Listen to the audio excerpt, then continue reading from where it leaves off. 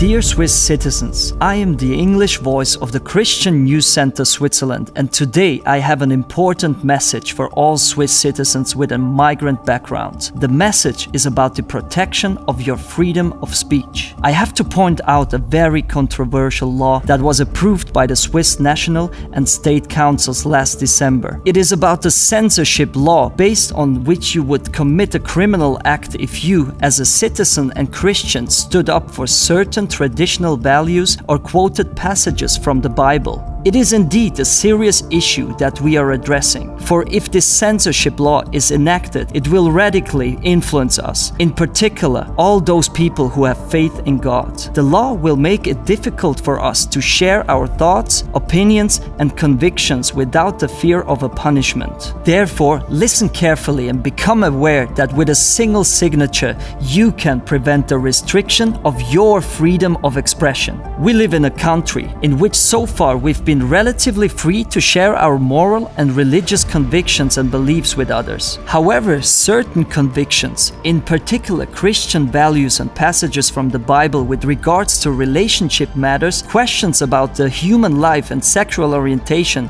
are more and more considered to be too pious or even seen as a fundamental attack and therefore considered to be politically incorrect. This very form of legal amendments is used to silence people. You are hindered from publicly stating your faith and opinion, the doctrine you stand for.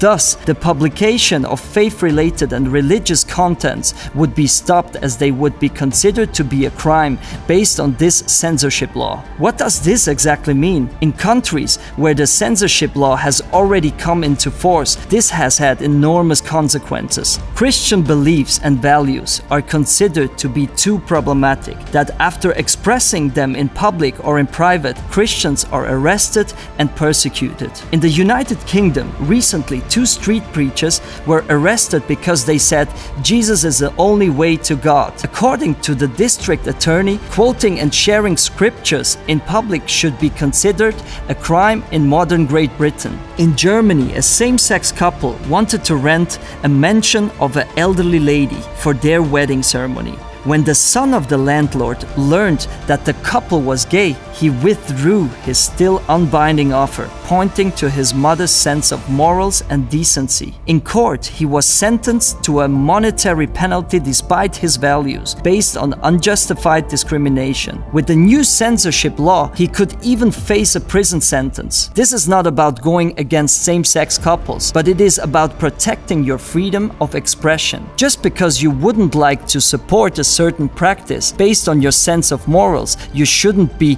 incarcerated.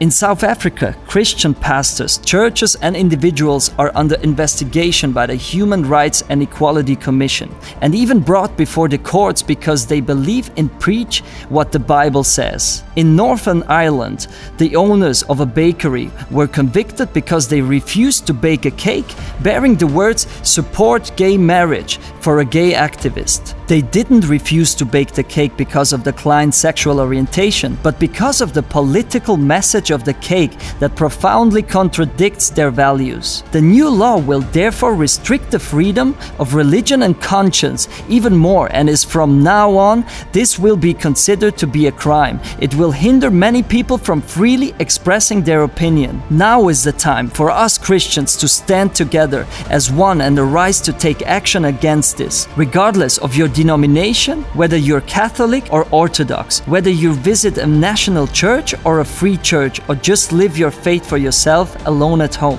As Christians, we are all one body. In a genuine democracy, religious convictions and beliefs should be respected in society and under no circumstances oppressed or punished. This law would lead to the extent that your personal statements on social media and even your private WhatsApp messages could be seen as offensive. In certain cases, your statement could be considered to be a criminal act and lead to a monetary penalty or a prison sentence up to 3 years. The Federal Democratic Union and other political parties are taking action against it and have raised a referendum against the expansion of the anti-racism norm. The media are hushing up the collection of signatures. This might also be the reason why you haven't yet recognized the gravity of the situation. Until the 20th of March, we must reach 50,000 votes to prevent the enactment of this new law.